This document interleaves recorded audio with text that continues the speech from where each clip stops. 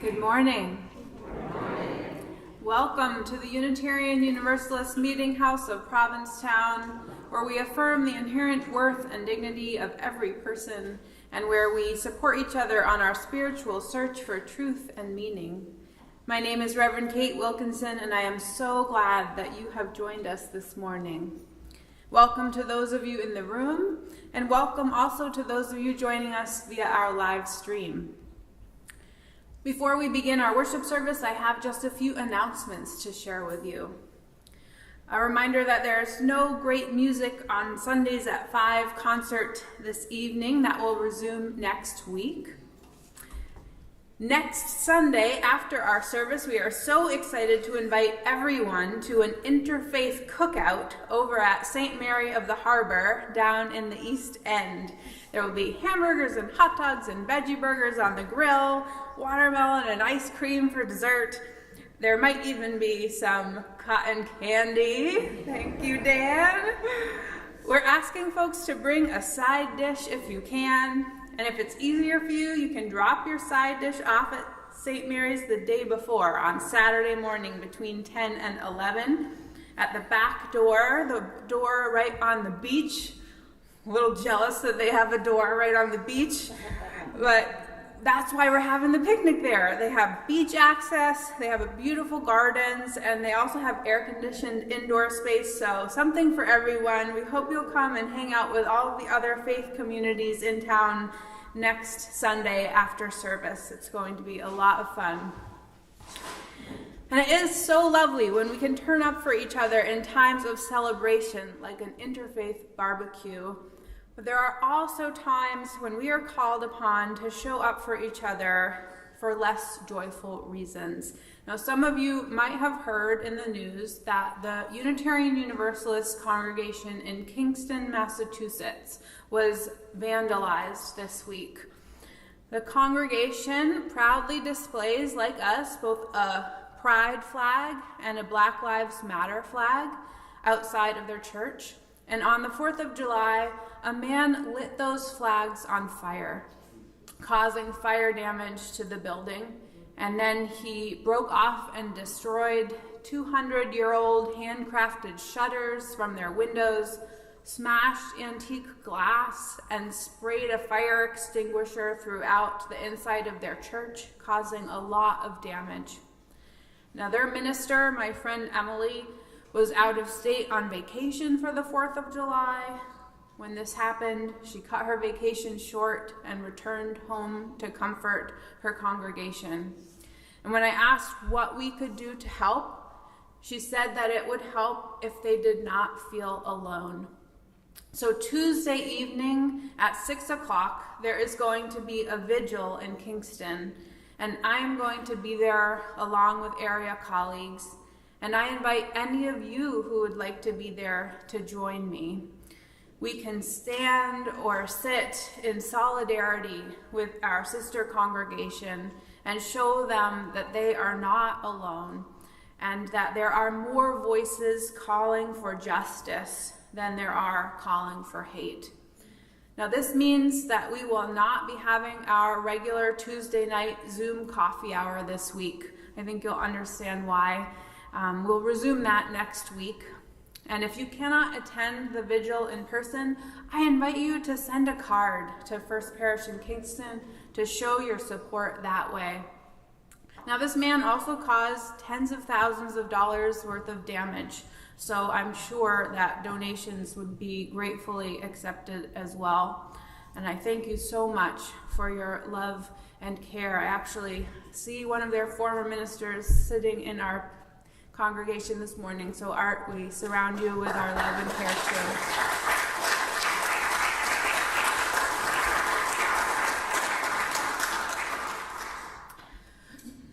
Finally, if you are joining us in person today, we hope that you will stay a little while after the service for coffee and conversation downstairs in Acker Bosworth Hall. And just that last reminder that there will be no coffee hour next week because we'll all be heading down to the cookout. So drink your coffee this week. Let's take a moment now to affirm our Meetinghouse covenant. You can find this printed on the purple laminated cards in your pews, or you can just listen to me because I'm going to say it line by line, and you can repeat each line back to me. Love is the spirit of this Meetinghouse. Love is the spirit of this Meetinghouse. This is our great covenant. This is our great covenant. To dwell together in peace. To dwell together in peace. To seek the truth in love. To seek the truth in love. And to help one another. And to help one another. And now, as we light our chalice here in the sanctuary, I invite those of you who are watching us from home to light a candle wherever you are. In this way, we can feel connected even while we are apart. And this morning, I invite our worship host Eden and Jamie to light our chalice for us.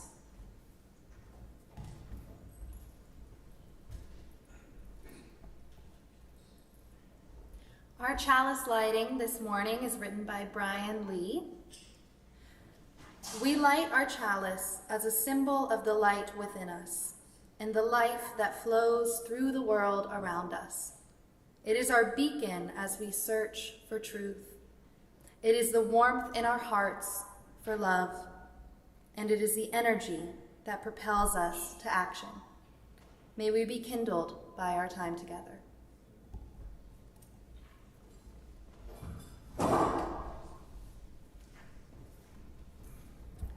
Would you please join me now in singing our opening hymn, number 100, in these gray hymnals? That's number 100, Peace Like a River. Please rise as you are able, in body or in spirit. I've got peace like a river, hymn number 100. Peace like a river.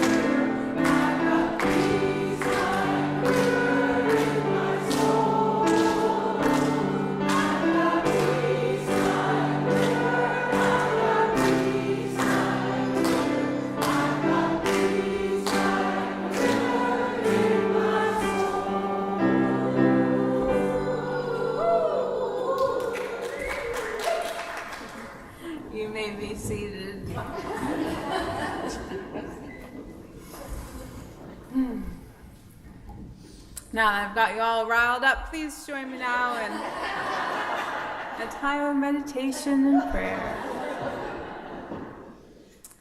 During this time, or at any time during the service, you are welcome to light a silent candle at the table to the right of the pulpit, where there is a journal to record your thoughts and prayers.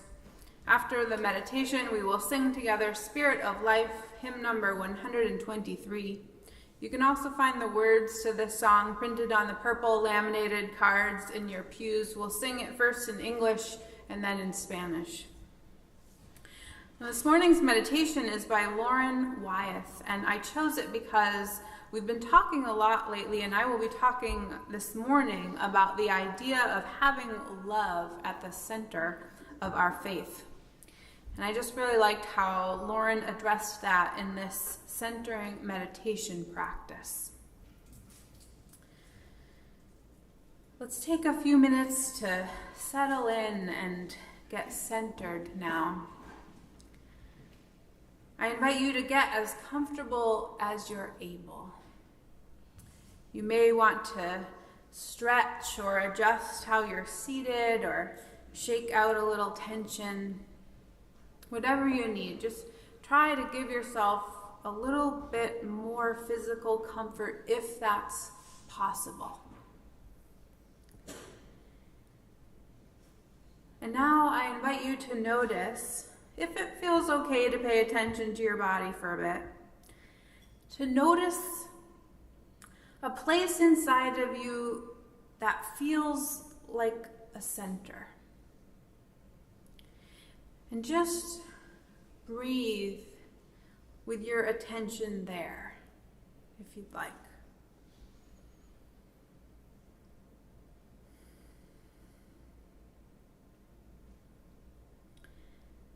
You might notice the presence of love at this center. See if it's there. And breathe into it.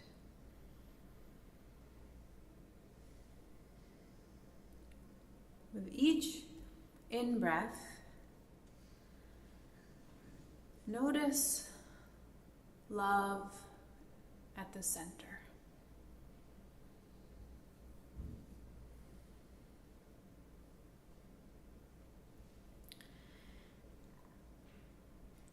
And then I invite you to notice the edge of the out-breath.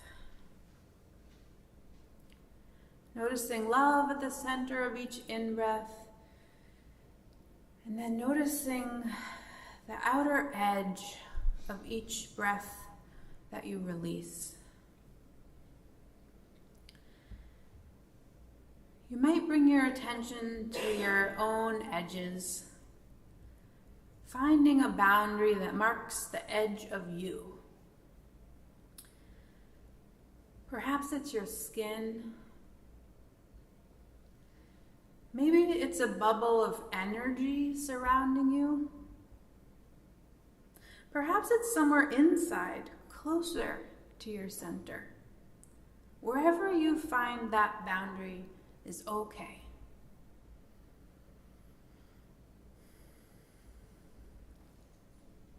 Breathing in and noticing the center. Breathing out and noticing the boundary. You can play with this practice, breathing.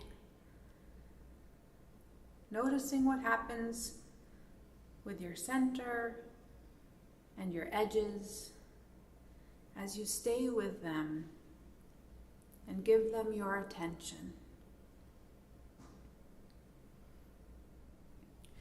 Sometimes our boundaries want to be pulled in close for protection. Sometimes they want to be big and spacious and roomy. Both needs are real and deserve our respect. as you attend to your center and your edges now, you might use your breath to help mark the boundary that is right-sized for this moment. Take a few breaths there.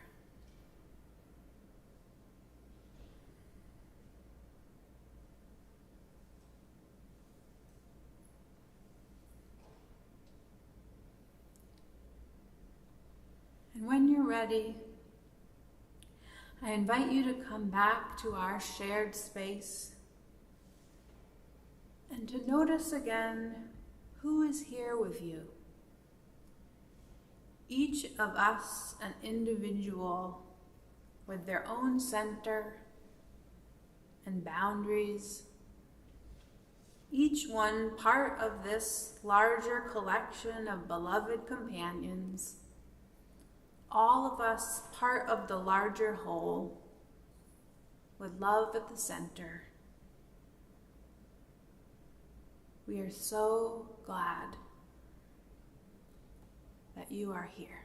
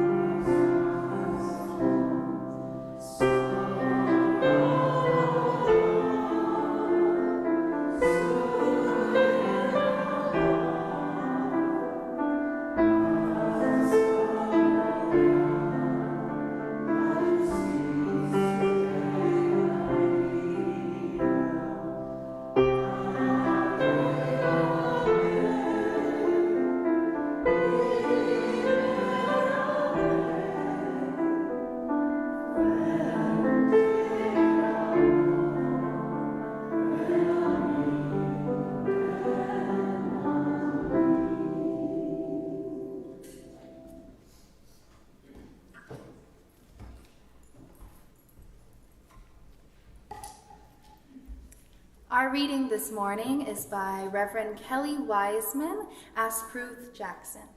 It's entitled, The Church That Doesn't Matter.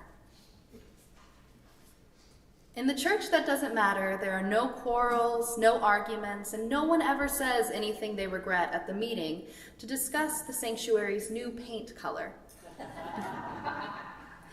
There is nothing to inspire such passionate intensity because none of the decisions of the church touch anyone's heart, and no one lives or dies by its choices or even feels for a moment like they might. Everything is easy as pie. In the church that doesn't matter, no one asks for money or even talks about it much.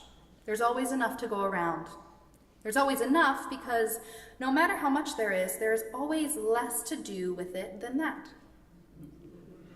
The vision always shrinks to undermatch that means. So canvas season is always easy as a breeze.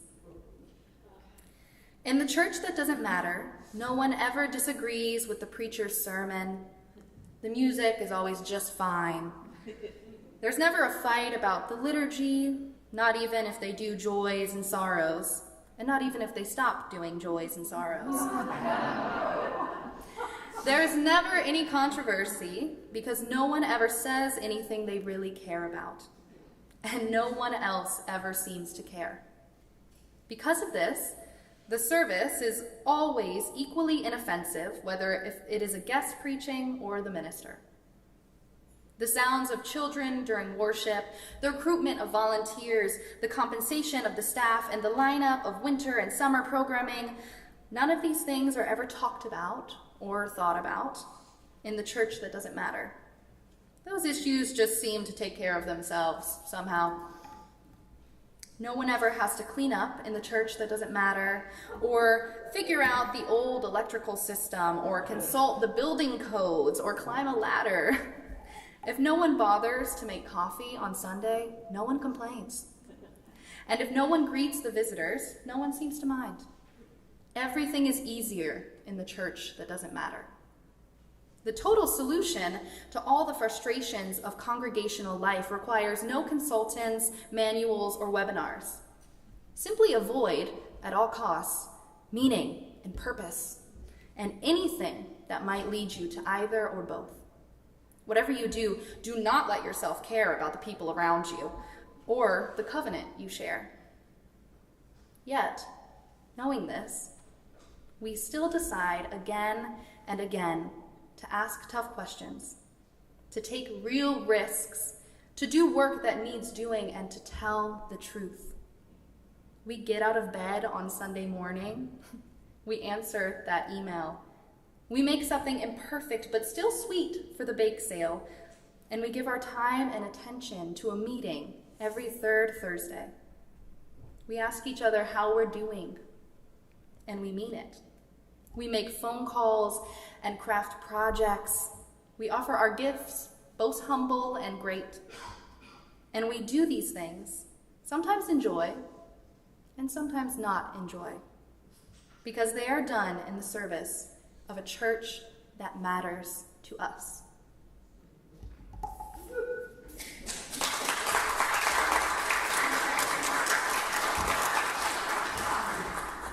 Thank you, Eden. Now is the time when we take a collection for the ongoing support of this Meetinghouse and our shared ministry that matters. As we enjoy a musical reflection by our choir, we welcome your donations here in the sanctuary or online through PayPal or Venmo. You can find that information on our website, uumh.org. I invite 3 volunteer ushers forward to take up our collection. On and off-site, your offerings will now be gratefully received.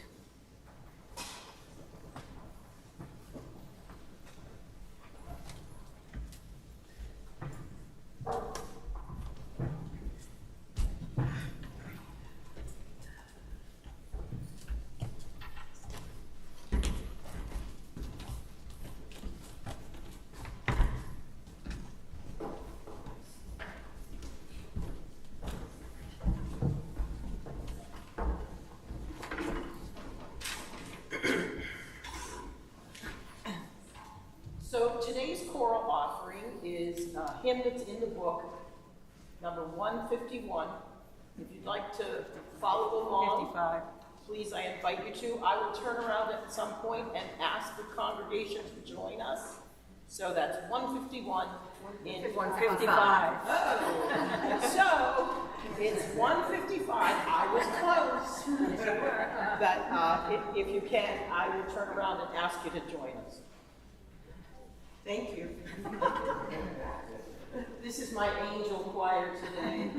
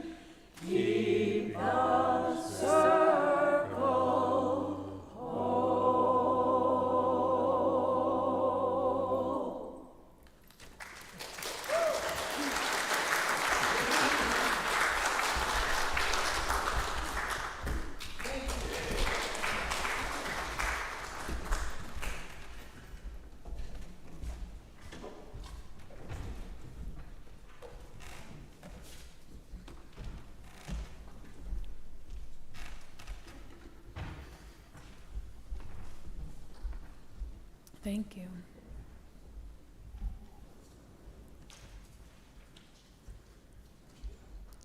Robert Glazer tells this story in a piece he wrote for the newsletter Daily Good. Do you get this newsletter, by the way? You might consider it. There's so much bad news out there. It's refreshing to have just a little bit of good news coming in. Now, this particular story, I will say, isn't good news, really. It's kind of a sad story, actually. but it's helpful news, let's put it that way. I found it to be a helpful story and so human. I like when people are honest about how human they are, because I am also so human, and it makes me feel less alone in that. My family used to live in a neighborhood where 6 different homes had backyards that abutted each other, Robert says.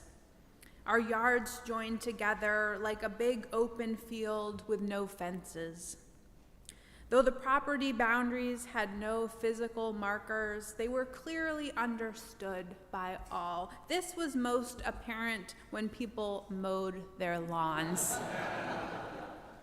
We never had any issues with these close quarters, Robert says, until a new family moved in to a nearby house.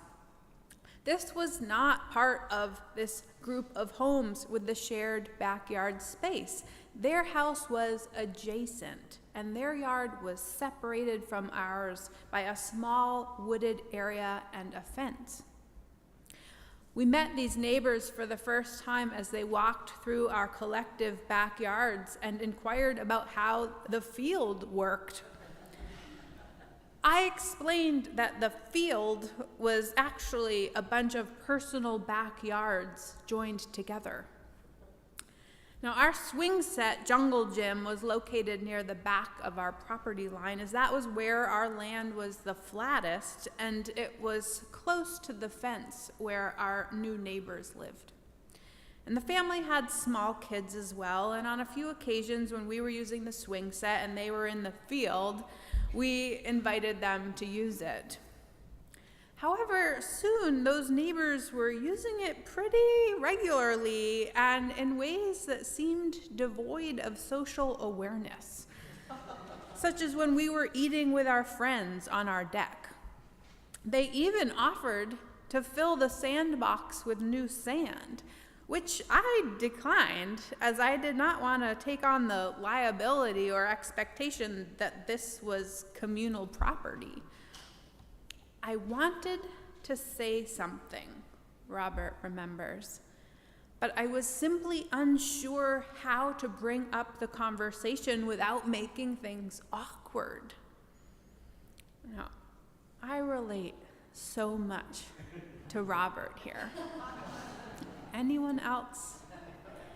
I live for avoiding awkwardness. If the stakes are not very high, or the moral high ground not abundantly clear, I will let so many things slide. I like things to be peaceful and nice. I value politeness and accord. Just about the worst thing in the world would be if someone other than me were made to feel embarrassed or uncomfortable. Now, I, in turn, am embarrassed and uncomfortable much of the time. So reading the story, I felt like Robert got me. But I hadn't finished reading the story. Soon, however, Robert continued, things came to a head. One afternoon, we returned home to find what was essentially a kid's birthday party hosted in our backyard. There were multiple kids on the swing set, older kids riding dirt bikes on my lawn, and a group of kids and adults hanging out in our backyard and that of our neighbors as if it were a public park. I could not believe what I was seeing, and I lost my temper, Robert admits. I found myself screaming at the parents in front of all their friends, asking them what could have possibly made them think that it was okay to host people in someone else's backyard, especially without asking first. Though I felt my neighbors' actions were an egregious violation of basic social norms, I'll admit this was not my finest moment. Later that night, the couple came to my front door to apologize, Robert says. They were pretty shocked at my level of discontent, and after I explained my feelings about their actions that day and in the weeks leading up to it, I think they had a very different perception of our relationship and its boundaries. We never really spoke again. Now, I love that Robert put this story right there in the good news, even though it makes him look so bad. I share this story, Robert writes, because it's an example of a common pattern and theme. Often we avoid addressing problems or things that bother us in our personal and professional lives. We think it is easier to just live with mild frustration rather than having a difficult conversation or an awkward discussion. The problem is, he says, that when we avoid addressing issues, however minor they may seem, the feelings linger and the frustrations accumulate gradually and almost always result in an eruption at an unexpected time. The ensuing outburst then reveals all the accumulated anger or hurt. This then results in a far more uncomfortable conversation than the one we'd been avoiding in the first place. It is a natural inclination, Robert says, to seek harmony and avoid disrupting peace. However, it is essential to recognize that true harmony arises from understanding and clear communication, not from the absence of confrontation. Addressing problems promptly and with candor not only can prevent a boiling point moment, but it also strengthens our relationships and builds trust. Where in your life might there be lines that need drawing, Robert asks, or conversations that must be initiated? Where in your life might there be lines that need drawing, or conversations that should be initiated? Now, I haven't stopped thinking about this backyard story since I first read it a few months ago. But I began thinking about it again as I attended the Unitarian Universalist General Assembly at the end of June. Now, I promised you a bit of an update on that national gathering of UUs, and I'll give you a very brief one this morning. You can also read my column in this month's UUMH newsletter. And I think we might need a prop for this. Eden, would you be willing to play Vanna White this morning? Do you remember the poster of the graphic representing the proposed amendment to Article 2 of the UUA bylaws? This is the place in the bylaws where we attempt to explain in a nutshell what values are important to Unitarian Universalists. And this used to be done using the 7 principles, which recently became 8. And the proposed amendment was to update that to these shared values with love at the center. And they are justice, equity, transformation, pluralism, interdependence, and generosity. So we were voting on this at GA this year, but we were also voting on some possible amendments to the amendment. Don't you just love institutional governance? You know, Kathleen Henry was sitting next to me once at a general session of GA a few years back, and she got to witness how much I love this stuff. I think I was literally sitting on my hands as if gravity itself were the only thing keeping me there. I really hate this stuff, but I do it for you guys. I really do.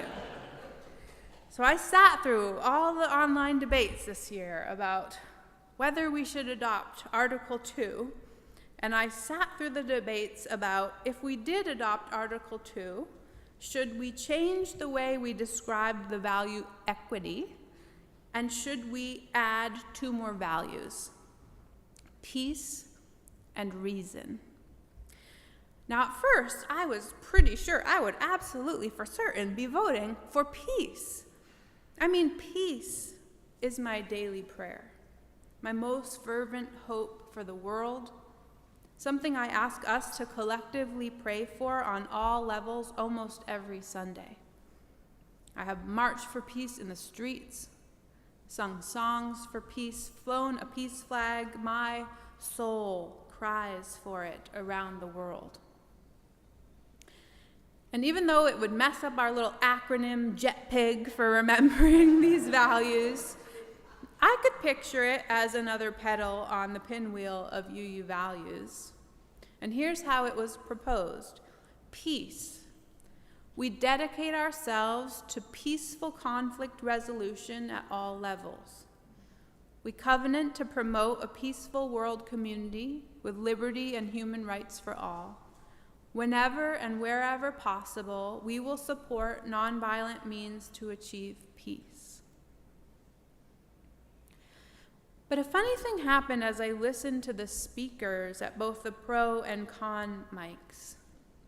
And as I started reading the comments people were making in the chat box, remember GA was all online this year, and reading the conversation threads my colleagues were having on Facebook, they were starting to make some points that I hadn't thought of before. And one person started their argument by addressing peace as defined by Merriam-Webster. One definition, they said, was a pact or agreement to end hostilities between those who have been at war or in a state of enmity. And that was probably the one that the authors of the Peace Amendment had mostly in mind. But there were other definitions of peace. A state of tranquility or quiet, such as freedom from civil disturbance.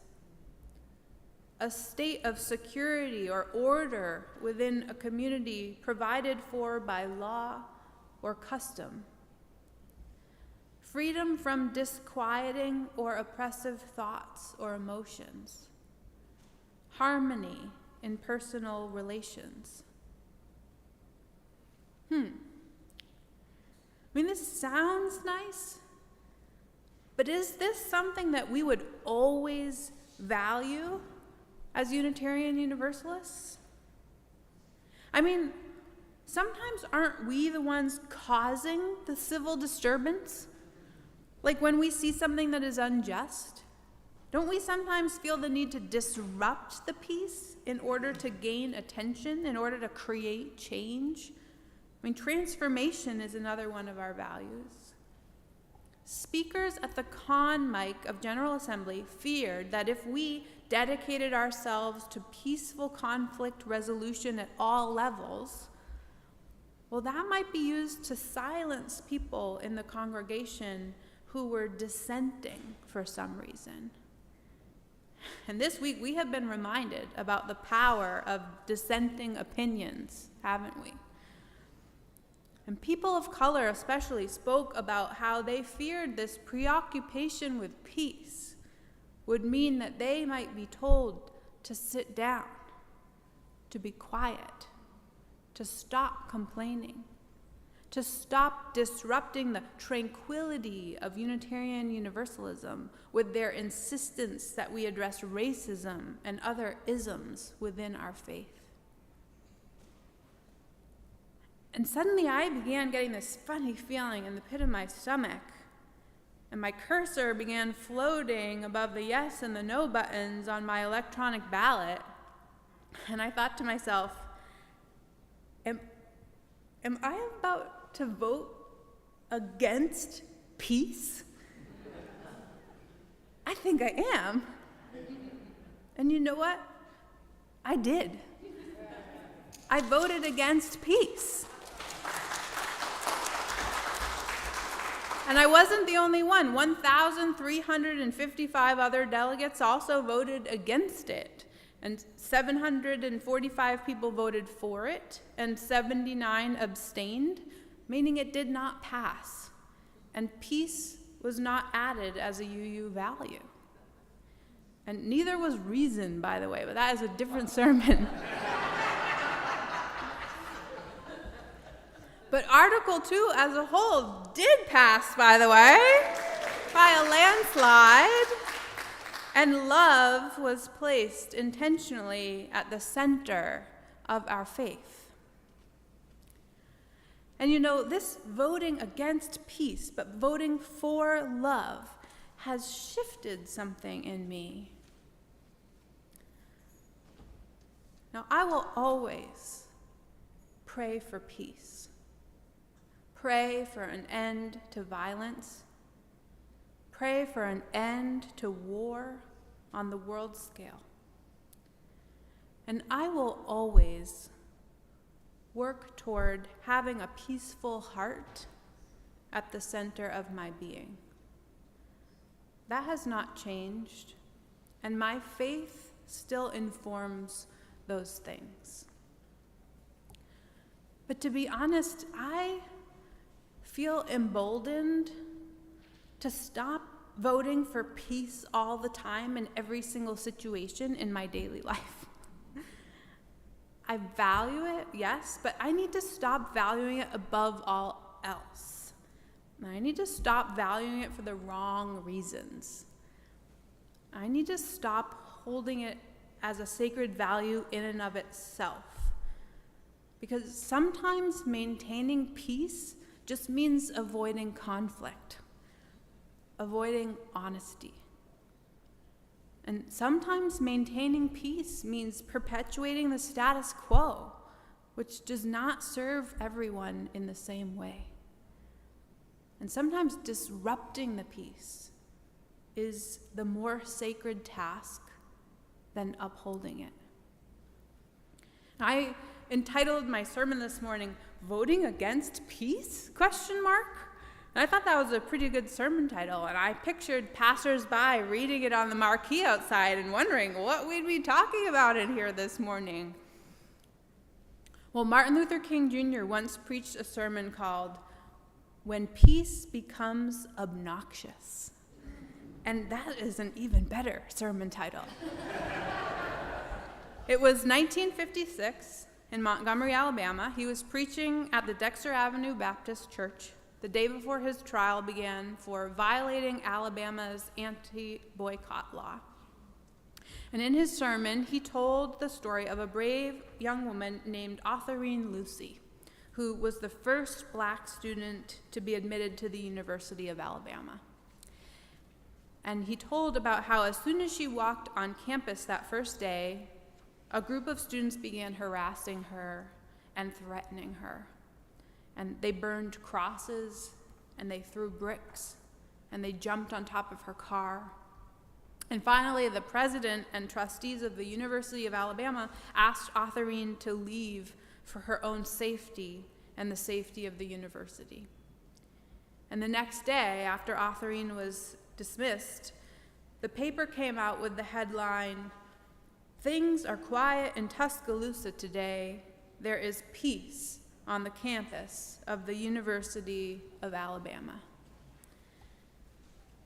Yes, things were quiet in Tuscaloosa, King preached.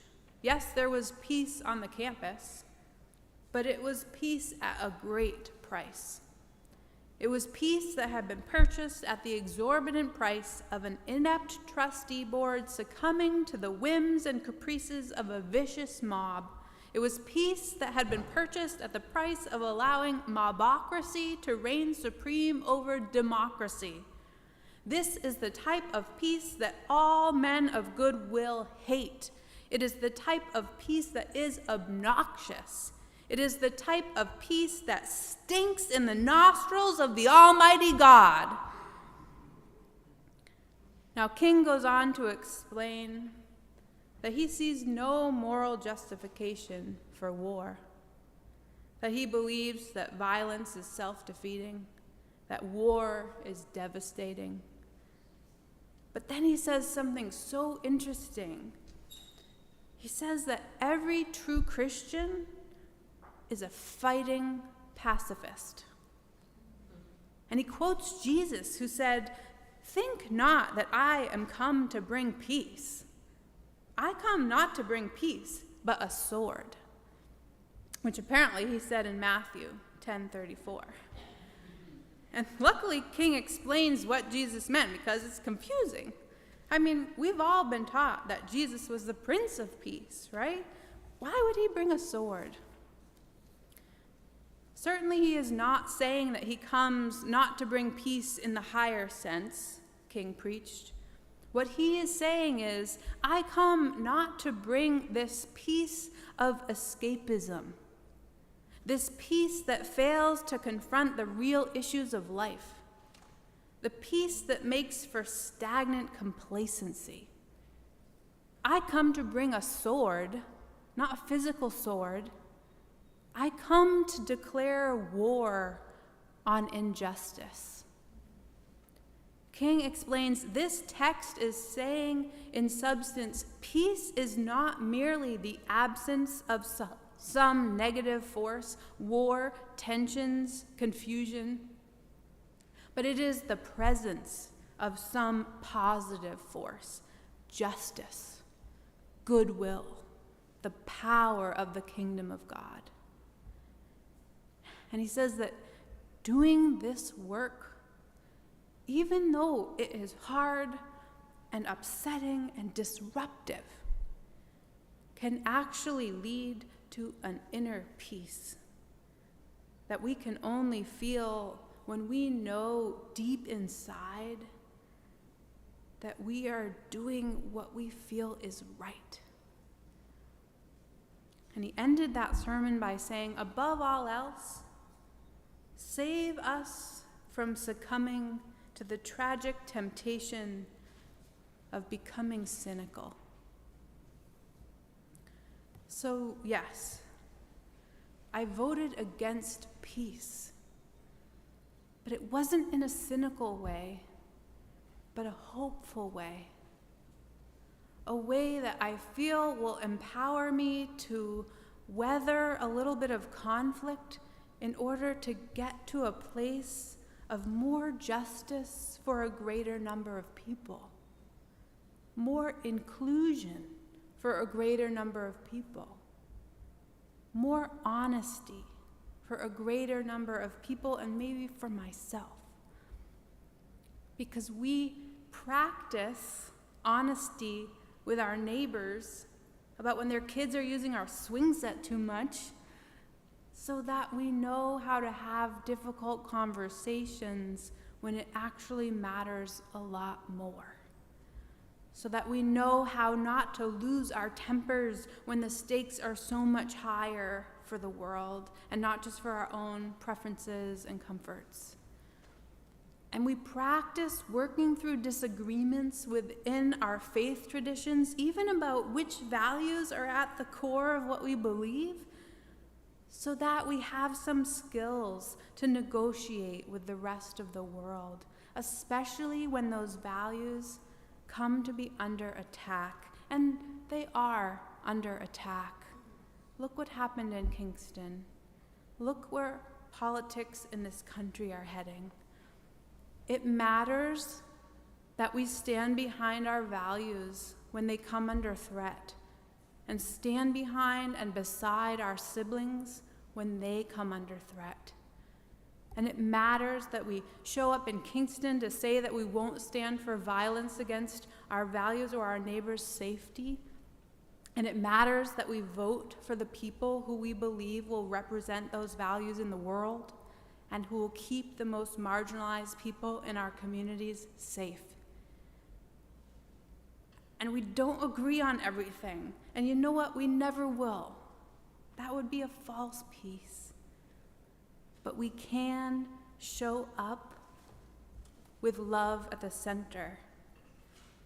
And maybe that will be enough to show us the way. Amen. And blessed be.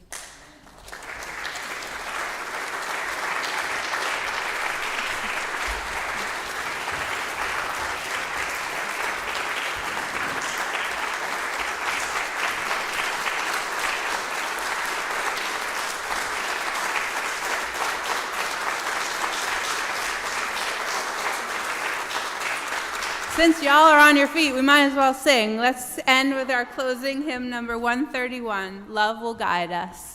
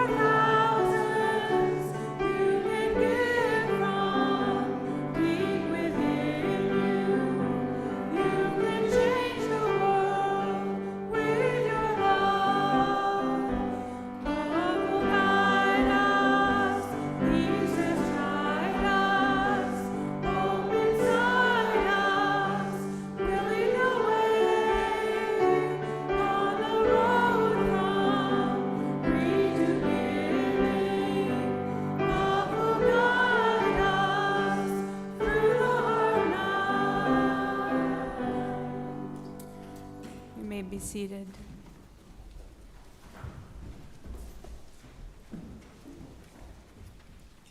It has become our practice to pose a question based on the theme of the service each week. It can be a topic of sharing at coffee hour today or with friends during the week. Just a reminder that we won't be having our normal Tuesday night Zoom coffee hour this week because Rev Kate and those of us who can be attending the vigil at the UU Church in Kingston at 6 p.m. Our question this week is, where in your life might peace, the absence of tension, need to be interrupted to create peace, the presence of justice? Again, where in your life might peace, the absence of tension, need to be interrupted to create peace, the presence of justice? And I'll end with these closing words by Adam Slate. Be kind, be brave, be just, be merciful, be hopeful. This is how we will keep the chalice flame burning until we are together again to light it anew. Go in peace.